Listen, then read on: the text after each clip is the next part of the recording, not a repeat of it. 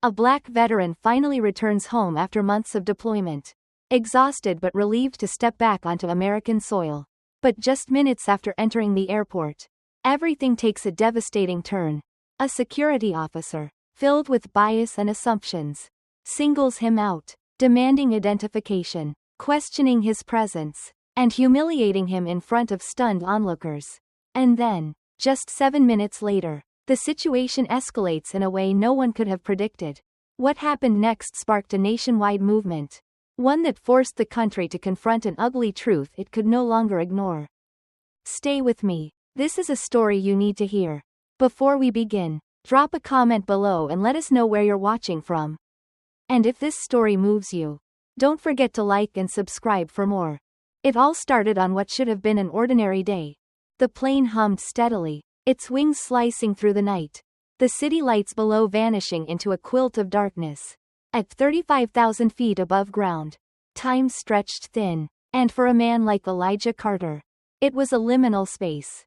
A place between battles, between past and present, between the country he had sworn to serve and the one that, time and time again, reminded him that his service was not enough. Elijah sat in his seat, spine straight, hands resting on his thighs, fingers twitching slightly, a habit he had picked up in the military. His uniform was neatly pressed, the golden insignia on his chest catching the cabin's dim light.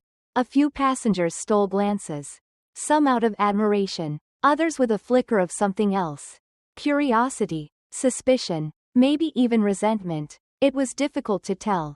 A stewardess passed by, offering a warm, rehearsed smile. "Thank you for your service," she said. Elijah nodded but said nothing. He had heard the words before. In airports, in coffee shops, in checkout lines, they carried an odd weight, as if they were spoken to absolve rather than to acknowledge. A thank you was easy, respect was something else entirely. Across the aisle, a middle-aged white man in a sharp suit frowned slightly as he glanced at Elijah's uniform. He adjusted his tie and turned to his companion, an older woman with pearl earrings and a face set in an expression of mild discomfort. She leaned in, whispered something, and both of them chuckled under their breath. Elijah ignored them. He had learned a long time ago that responding to every slight, every offhand remark, was a war he couldn't afford to fight. But that didn't mean he didn't feel it. The weight of it settled in his chest, the same way it had when he first put on the uniform. When he first realized that being a black soldier in America meant fighting 2 wars. One overseas, and one at home. The plane hit a pocket of turbulence, and a few gasps rippled through the cabin. The man across the aisle gripped his armrest, knuckles white. Elijah remained still, unmoved, his mind already calculating worst-case scenarios and exit strategies. Years of training had conditioned him to stay calm, even when the ground beneath him, or the air around him, shook. But turbulence was nothing compared to what awaited him on the ground. Home. Or at least, what they told him was home. Elijah Carter stepped off the plane. The cool airport air a stark contrast to the desert heat he had lived in for the past year. He took a deep breath, adjusting the duffel bag slung over his shoulder. He had imagined this moment countless times. Walking through the terminal, feeling the relief of being home. But home was a complicated word. The airport bustled with weary travelers, families reuniting, and businesspeople glued to their phones. A young white Marine in uniform was ahead of him, greeted by his family with cheers and hugs. Strangers clapped as he passed, their smiles bright, their admiration effortless. Elijah didn't expect the same reception. He had learned not to. As he made his way through the terminal, a TSA agent, a tall white man with a buzz cut, eyed him from behind his station. Elijah nodded politely, but the agent didn't nod back. Instead, he stepped forward, blocking Elijah's path. "Sir, I need you to come with me for a moment." Elijah's jaw tightened. "Is there a problem?" "Just a routine check," the agent said, his tone flat. Elijah glanced around. No one else was being stopped. Not the white Marine. Not the well-dressed businessmen striding past. Not the woman in yoga pants juggling her toddler and carry-on. Just him. His fingers curled around the strap of his bag. "I just got off deployment. I have all my paperwork."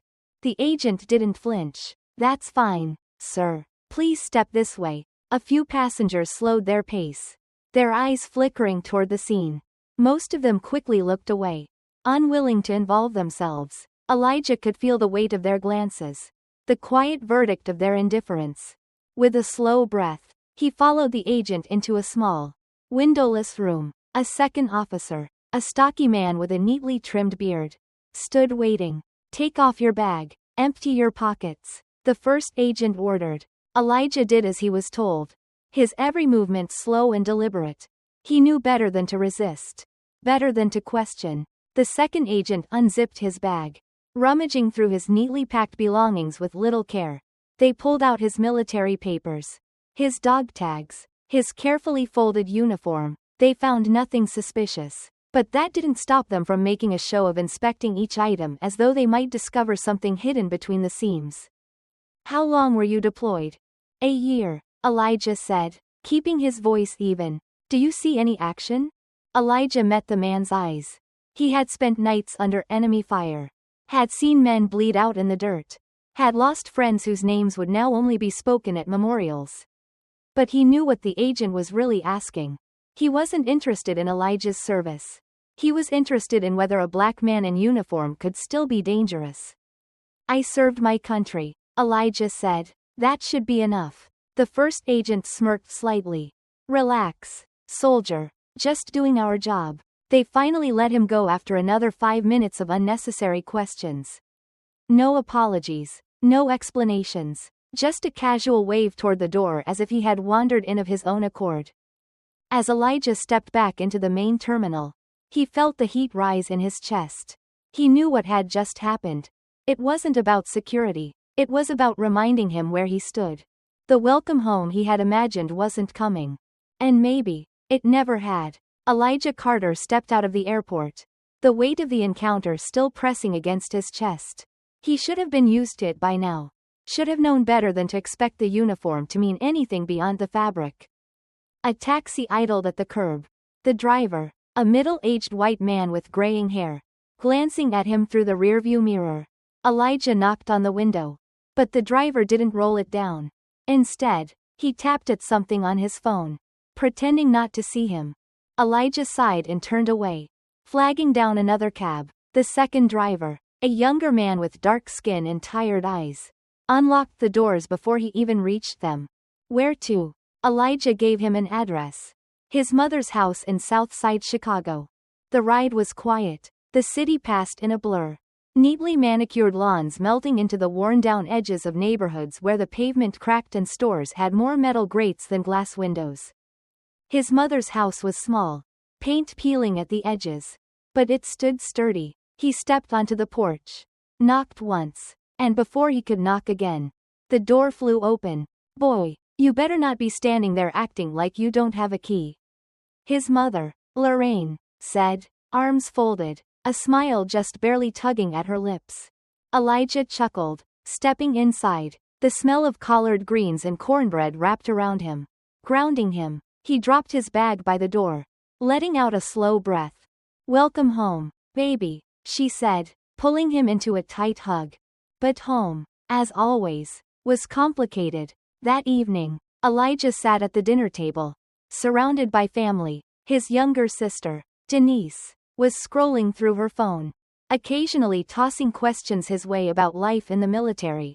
His uncle, a stout man with a booming laugh, had a beer in one hand and a story in the other. You see how they treat you when you got that uniform on? His uncle asked, voice laced with something knowing. Elijah hesitated, his fork pausing over his plate. His uncle leaned in, eyes sharp. Let me guess. As soon as you take it off, they forget real quick. Huh? Lorraine shot her brother a look. Now, why do you gotta ruin dinner? I'm just saying, his uncle said, shaking his head. Boy left here a soldier. Fought for a country that doesn't fight for him back. Elijah exhaled, pushing his plate aside. It ain't that simple, Uncle Roy. The hell it ain't. Roy shot back. They let you in the front door when you are in uniform. But as soon as you sit down, they remind you that the seat isn't really yours. Denise looked up. He's right, Eli. Have you ever seen how they treat white soldiers when they come home? Elijah didn't answer. He thought of the Marine at the airport. The way strangers had celebrated him. The way he had walked straight through security without a second glance. His mother reached for his hand, squeezing it gently. You ain't gotta explain yourself to nobody, Elijah, she said softly. You're home now. But home was complicated. Home was knowing that the country he had risked his life for would never fully claim him back. That the uniform only granted temporary acceptance, like the loan that could be revoked at any time. Home was realizing that the battle wasn't over. It had just changed. Elijah hadn't planned to attend the event. He had barely been home a week. Still adjusting to the rhythm of civilian life. Still trying to shake the feeling that he was being watched. Like a man in enemy territory without his weapon. But when Denise told him about it, an honorary gala for returning veterans, he hesitated. It's at the Palmer House, she had said, scrolling through the event page on her phone. Big names, high-ranking officials, all that. You should go. Elijah scoffed. And what? Shake hands with some congressman who won't remember my name by tomorrow? Denise rolled her eyes. They sent you an invite. Might as well eat their expensive food. Their mother chimed in from the kitchen, where she was stirring a pot of greens. Your sister's right. Go. Let them see you. Elijah almost laughed at that. Let them see him. See what? The fact that he had risked his life only to return home to the same cautious stairs. The same calculated distance? But in the end, he went. The ballroom at the Palmer House was adorned with gold chandeliers. The kind of place that made people straighten their backs and measure their words. Elijah had barely stepped inside when he felt it. The shift in the air. The weight of unspoken questions. A waiter in a crisp white uniform approached him hesitantly, eyes flicking toward the name tag on his chest. Can I help you, sir? Elijah clenched his jaw. I'm on the guest list. The waiter blinked, flustered, before nodding quickly. Of course, sir. Right this way. He was led into a sea of pressed suits and polished smiles. The crowd was mostly white, with a few exceptions. Other black veterans, scattered like punctuation marks in a long-winded speech. Elijah Carter. A voice called out. Too familiar, too polished. He turned to see a tall, silver-haired man approaching him. Senator David Whitaker. He had seen the man's face before. On television, delivering speeches about unity and progress. Good to have you here, son, Whitaker said, gripping his hand firmly. We need more young men like you. Elijah nodded, biting back the response that wanted to rise. Like him? What did that even mean? A photographer hovered nearby, raising his camera. Mind if we get a photo of the senator with one of our decorated veterans? Before Elijah could answer, Whitaker pulled him closer, smiling for the camera. The flash went off. Click. And just like that, Elijah felt himself become an ornament. Something to be displayed. A symbol rather than a man. Dinner was served. Wine glasses clinking. Conversations humming around him like static. Elijah sat at a table near the back, listening to the speeches. The predictable rhythm of gratitude and patriotism. A man in uniform, an older white veteran with a chest full of medals, raised his glass in a toast. To every soldier who's ever served this great nation. Everyone lifted their glasses. Elijah hesitated, then did the same. A man sitting beside him, corporate, maybe a donor, judging by his Rolex, turned to him with an easy smile. Where did you serve, son? Afghanistan. The man nodded, impressed. And what's next for you? Elijah exhaled through his nose, setting his glass down, figuring that out. The man chuckled. Well, I'm sure a man like you will do just fine. Maybe a career in law enforcement? Plenty of opportunities there. Elijah forced a tight smile. I'll think about it. He wouldn't. Because he had seen what happened to black men in uniform once they traded the desert for the city streets. Had seen the way a badge didn't protect them the same way it did others. Across the room, Whitaker was still shaking hands. Still making promises. The gala wasn't about honoring veterans. It was about optics. And Elijah had played right into it. Elijah had spent years in war zones, navigating streets where every shadow held the promise of danger. He had trained himself to read the room, to sense shifts in the air, To know when something wasn't right. That skill had not left him. It was late when he left the gala. The city hummed around him. The glow of streetlights casting long shadows onto the pavement. His car was parked a few blocks away, near a hotel entrance where the valets moved quickly, their hands outstretched for polished vehicles. He walked with his hands in his pockets. His posture relaxed but his mind alert. The night smelled like cold metal and damp pavement. As he passed a row of storefronts, the reflection of flashing red and blue lights caught his attention. He turned his head slightly. A police cruiser had slowed to a crawl beside him. Elijah kept walking. The cruiser followed. A voice cut through the stillness. "Hey, you. Stop for a second." He stopped. The officer stepped out of the vehicle, one hand on his belt, the other adjusting the radio at his shoulder. He was young, white, his uniform crisp, his face set in that careful neutrality that wasn't neutral at all. Elijah exhaled slowly. "Something wrong, officer?" The cop tilted his head. "We got a report of a suspicious individual walking near the hotel." "You match the description." Elijah felt his jaw tighten. "And what's the description?" The officer's eyes flicked over him, pausing at his suit, his polished shoes. Black male, about 6 feet, dark clothing. Elijah let out a sharp breath. "You mean half the men in this city?" The officer didn't flinch. "Just need to see some ID." There it was. The moment he had seen coming from a mile away. Elijah reached into his pocket slowly, pulling out his wallet, his military ID visible behind the plastic sleeve. He handed it over. The officer barely glanced at it before stepping closer. "Are you coming from somewhere?" "Palmer House," Elijah said, nodding back toward the gala. "Veterans event." The officer raised an eyebrow. "That's so?" Elijah said nothing. He had learned long ago that explanations meant nothing when someone had already decided what they saw. The radio at the officer's shoulder crackled. A voice on the other end, another cop, spoke, but the words blurred into static. The officer didn't move. "You mind if I pat you down?" Elijah's breath caught in his chest. A slow, burning heat curled in his gut. "I do mind," he said evenly, "unless you've got a reason." The officer's mouth twitched. "Look, man, I'm just doing my job. You're acting nervous." Elijah let out a slow, humorless chuckle. "You follow me down the street, pull me over for walking while black, and now I'm the nervous one?" The tension thickened. A second officer had stepped out of the cruiser, watching from a few feet away. The street was empty but alive with light. The glow from the hotel, the neon signs in the storefront windows, the reflection of police headlights against wet pavement. Elijah had faced men with rifles. He had stood in rooms where bombs had been hidden beneath floorboards. And yet, standing there, in his own city, outside a hotel where he had just been honored for his service, he felt the same rush of adrenaline. Same game, different battlefield. The officer tilted his head. "Look," he said, "I'm gonna need you to turn around." Elijah felt the heat rise to his face. "No." The officer stiffened. The second one took a step closer. Elijah saw his hand twitch toward his belt, where his holster sat. And suddenly, the distance between them became something fragile. A crack in the ice before it breaks. A held breath before the trigger is pulled.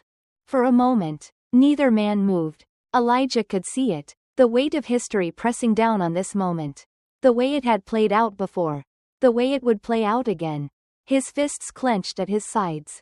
Then, a voice cut through the tension. "Elijah?" A figure stood near the hotel entrance. Senator Whitaker. The officers snapped their heads toward him, their grips loosening, their posture shifting. Whitaker took a step forward, confusion in his eyes. "Is there a problem here?" The first officer glanced between them, then exhaled sharply. "No problem." He handed Elijah's ID back, his fingers brushing against his. Elijah didn't move, didn't speak, didn't thank him. The officers turned, walked back to their cruiser. The red and blue lights bathed the sidewalk as they drove away, leaving only the distant hum of traffic and the weight in Elijah's chest. Whitaker was still watching him, concerned in his eyes. Elijah inhaled deeply, forcing the tension out of his shoulders. "You okay?" Whitaker asked. Elijah looked at him for a long moment before shaking his head. No, he said. Because how could he be? Elijah did not sleep that night. He sat in the dark of his apartment. The only light coming from the city beyond his window. It flickered and pulsed. Neon reds and blues casting their colors against the glass. The same colors that had lit up his face just hours ago. The same colors that had followed him. Trapped him. Reminded him. He had been here before. Not at this exact moment. No, but 1,000 others like it. There had been the time he was 17. Walking home from school. When a cop car had rolled up alongside him. A white officer leaned out. Smirked. And asked him if he was lost. Said it like a joke but didn't laugh. There had been the time he was 22. Just back from deployment. Trying to rent an apartment in a neighborhood that had changed its face but not its rules. The landlord had smiled thinly. Told him there were no vacancies. Even as a sign in the window said otherwise. There was the time last year. When he had stepped into a department store to buy a watch. And the sales clerk had watched him the way someone watches an open flame. Waiting for it to catch something. And now. There was last night. It did not matter that he had been in a suit. That he had been walking. Not running. That he had been a soldier. A guest of honor. A man who had earned his place. His place was not here. Not in this city. Not in this country. Not in their eyes. And yet, here he was. A knock at the door pulled him from his thoughts. It was sharp. Insistent. Breaking through the thick silence of his apartment. Elijah hesitated before pushing himself up from the couch. When he opened the door, he found Senator Whitaker standing in the dim hallway. His silhouette a sharp contrast against the flickering light of the overhead bulb. Elijah. Elijah exhaled. What are you doing here? Whitaker stepped forward, his expression unreadable. May I come in? Elijah hesitated, then moved aside. The senator entered, his eyes scanning the room. Its neatness. Its order. Its carefully arranged furniture. It was a soldier's home. Disciplined and exact. But Whitaker did not miss the untouched dinner on the counter. The glass of whiskey. Still half full. Next to it. You didn't come to the office today. Whitaker said, turning toward him. Didn't answer my calls. Elijah folded his arms. Didn't feel like talking. The senator nodded slowly. He was silent for a long moment. Then said, I saw what happened last night. Elijah let out a dry chuckle. Yeah? You saw it. I did. And? Whitaker exhaled. And I was hoping you'd let me help. Elijah's body went rigid. Help. He had heard that word before. It never meant what people thought it did. I don't need help, he said evenly. Whitaker frowned. Elijah, listen. Quote. No. You listen. Elijah snapped. His voice sharp enough to cut through the air between them. You think I don't know how this goes? You think I don't know how many times this has happened? How many times it'll happen again? He took a step forward. His eyes burning. You think I don't know what they saw when they looked at me? Whitaker said nothing. Elijah let out a bitter laugh. I wasn't a man to them. I was a target. A threat. I could have been anyone. Could have been a kid on his way home.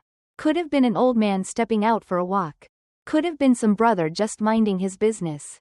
It wouldn't have mattered. He exhaled, shaking his head. Because what they saw wasn't me. It was a problem they needed to solve. The senator swallowed hard. And that's exactly why we need to do something about it. Elijah's jaw clenched. What?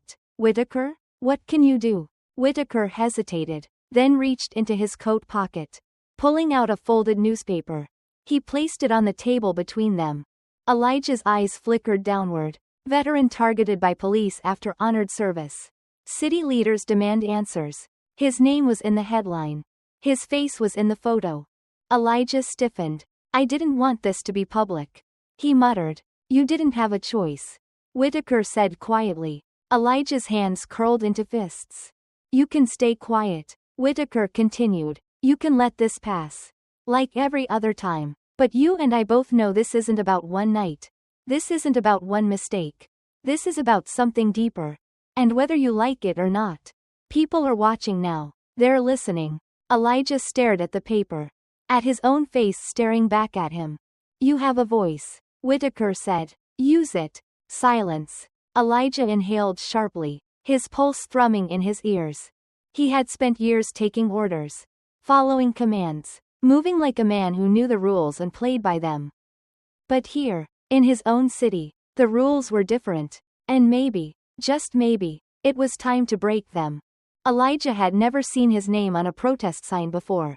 He had walked these streets as a boy, running home before the streetlights flickered on. He had walked them as a man, shoulders squared, back straight, carrying the weight of his country's uniform. But today, as he moved through the crowd, his name was no longer just his own. It was inked across cardboard, shouted through megaphones, written in the bold, urgent letters of a movement that had been burning long before he was born. Justice for Elijah Ward. End racial profiling now. Veterans deserve respect. Black men deserve justice. He hadn't wanted this. Hadn't wanted the headlines, the cameras, the reporters pressing microphones to his lips and asking him how it felt to be the latest name in a long, bloody ledger of black men who had been humiliated, harmed, or worse. But here he was. The march moved down Main Street, past the courthouse, past the police station where officers stood stiff-backed, hands resting too close to their holsters. Their eyes followed the marchers, their mouths pressed into hard, unyielding lines. Elijah met their stares and held them. He saw the way some of them clenched their jaws. He saw the way others avoided looking at him at all. They knew what had been done to him. And they knew that, in a different story, he would not be walking here at all. A voice called his name. Elijah. He turned. A woman in her 40s. Her eyes filled with something sharp and raw. Reached for him. My son, she said. He was only 17. Cops stopped him last year, saying he fit a description. They put him in cuffs. He didn't do anything. Elijah swallowed. She gripped his hand, her fingers shaking. I never saw him the same after that. He doesn't go outside much anymore. Elijah tightened his hold. I'm sorry, he murmured. She shook her head, her voice cracking. I just want him to know he ain't alone. Elijah exhaled. He's not. Her eyes welled up, but she nodded. The march carried forward. A young man, maybe 20, walked beside Elijah, his hoodie pulled low, his mouth set in a tight line. They got my uncle the same way, he said. Came back from Iraq, pulled over the same week. They beat him so bad. He couldn't walk right for a year. He scoffed. A bitter sound. They call it, protect and serve. But who are they serving?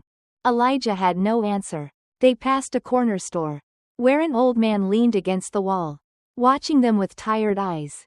His hands, gnarled with time, gripped a wooden cane. As Elijah passed, the man nodded. Elijah nodded back. The city was awake now. The march swelled as they neared the plaza, where speakers had been set up. A stage had been built overnight, and a line of people waited to speak. Community leaders, activists, mothers with trembling voices and steel in their bones. Elijah had been asked to speak. He hadn't said yes, hadn't said no, either. But now, standing here, feeling the weight of all the eyes on him, feeling the heat of all the stories pressing against his ribs, he knew he could not stay silent. Whitaker stood near the stage, his expression unreadable. When their eyes met, the senator gave him a single nod. A microphone was in his hand. Elijah took it. He stepped onto the stage.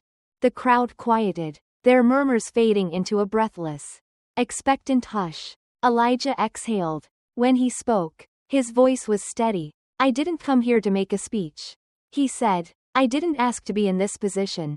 But I've learned something these past few days. His eyes swept the crowd. I learned that this isn't just about me. A murmur of agreement rippled through them. Elijah's grip tightened on the mic. I came home thinking I had earned something. That I had given enough to this country to be treated with dignity.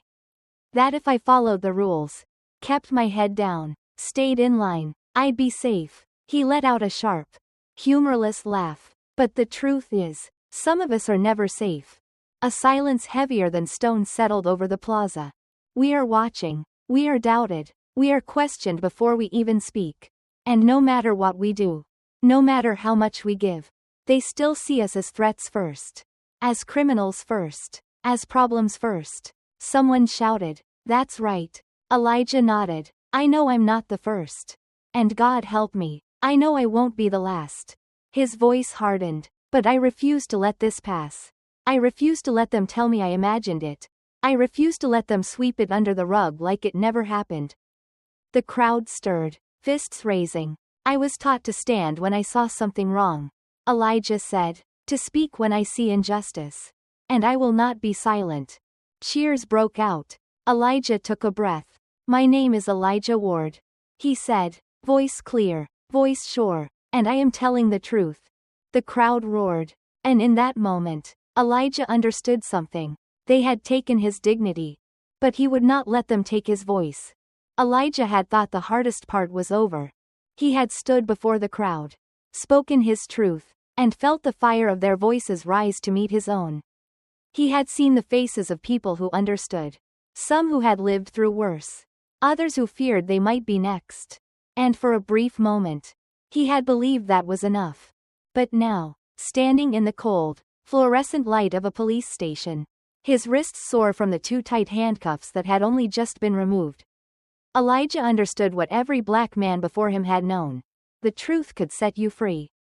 But it could also put you in a cage. Senator Whitaker had bailed him out. Elijah hadn't even realized he had been arrested until he was in the back of the police cruiser. The chant of the crowd still ringing in his ears. Disturbing the peace. That's what they called it. A convenient term, flexible enough to be stretched over any black man who had the audacity to speak too loudly. Stand too firmly, demand too much. The officer behind the desk barely looked at him as he signed the release forms. He slid the clipboard toward Elijah with a curt nod. Go home, son, he muttered, his voice devoid of warmth. Elijah met his gaze. This is my home. The officer didn't answer. Elijah left the station, the night pressing against him like a weight. He spotted Whitaker near the curb, leaning against a sleek black car.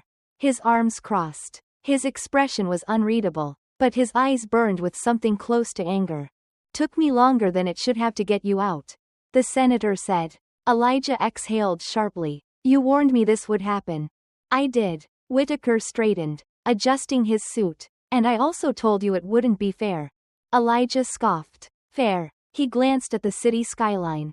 Its lights flickering like false promises. I didn't do anything wrong. No. You didn't. Whitaker opened the car door, gesturing for him to get in. But this country was built on the backs of men who didn't do anything wrong. And that never stopped them from paying the price. Elijah hesitated. And what do you suggest I do? Stay quiet? Let them take my dignity, my voice, and just, quote, no. Whitaker's voice was sharp. I suggest you do the only thing that ever makes them listen. Elijah frowned. What's that? You make noise. The car ride was silent. But Elijah's mind churned with Whitaker's words. He thought about the headlines. The way the news had twisted his story, painting him as an agitator, rather than a veteran who had been wronged. He thought about the officer who had dragged him out of the airport, who had looked at him and seen a problem rather than a man. He thought about the march, the voices that had lifted his name into the air, turning it into something larger than himself. And he thought about his father, who had once told him that being a black man in America meant fighting a war that never ended. Even when you came home. By the time the car pulled up to his apartment, Elijah had made a decision. He turned to Whitaker. You said I need to make noise. The senator nodded. Elijah's jaw tightened. Then let's make some damn noise.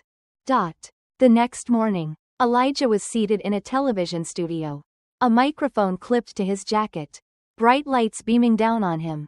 The host, a middle-aged white man with a practiced smile, turned to the camera. We're here with Elijah Ward, the former Marine who found himself at the center of a national controversy after being removed from an airport in what some are calling a case of racial profiling. Some. As if there was any doubt. The host turned to him. Elijah, can you walk us through what happened that day? Elijah looked at him. Then he looked at the camera. I don't need to walk you through it, he said, his voice steady. You already know what happened. It's the same thing that's been happening for generations.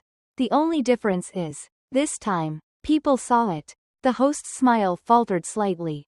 But he recovered. Some critics argue that your response, your speech, the protest, only escalated tensions. That instead of bringing people together, it deepened divisions. How do you respond to that? Elijah leaned forward, his gaze unwavering. You know what deepens divisions? He asked. Silence. Injustice. Watching something happen and pretending it didn't. Being told, over and over again, that we should be patient. That we should wait. That we should just accept that this is the way things are. He shook his head. Well, I'm done waiting. And I'm done accepting. The host hesitated, clearly thrown off balance. But don't you think there's a better way to handle these issues? A more peaceful way? Elijah's lips curved into something that wasn't quite a smile. Peaceful for who? The host's mouth opened slightly. But no words came out. Elijah didn't look away. I served this country. I fought for it. I risked my life for it. He said. And when I came home, this country told me that my service didn't matter. That my uniform didn't protect me from the same racism my father faced. And his father before him. He exhaled. So I don't think it's my job to make people comfortable. I think it's my job to tell the truth. The silence in the studio was thick. Elijah held it, owned it, and then, slowly, the host cleared his throat and turned back to the camera. Well, he said, forcing a tight smile, that was Elijah Ward, a man who's clearly not afraid to speak his mind. Damn right. Elijah unclipped the mic and stood. As he walked off set, his phone buzzed in his pocket. A text from Whitaker. You did good. But this is just the beginning. Elijah exhaled. He knew that. But for the first time in a long time, he felt ready. Let them try to silence him. He would only speak louder.